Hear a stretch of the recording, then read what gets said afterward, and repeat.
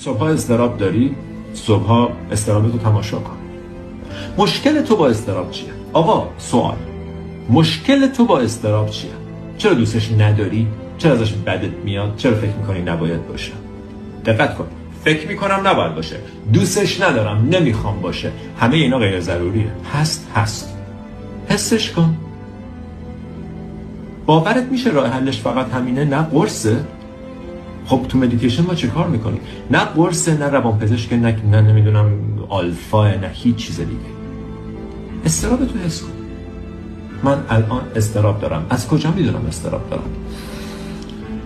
قلبم تون میتپه، گلوم سفته، صورتم فلاشه، شکمم زیرش خالی. احساسای اینجوری تو تجربه کن و بعد متوجه میشی که اضطراب به خودی خود اونقدر بد نبود. ترس از اضطراب از اضطراب، بد اومدن از اضطرابه که خیلی بدترش میکنن. و اون بد اومدن رو رها کن.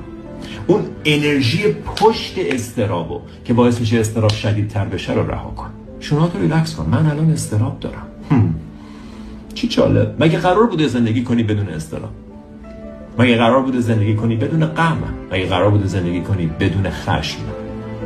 نه. همه اینا احساسای طبیعی یک انسان در طول عمرشن. احساسشون کن.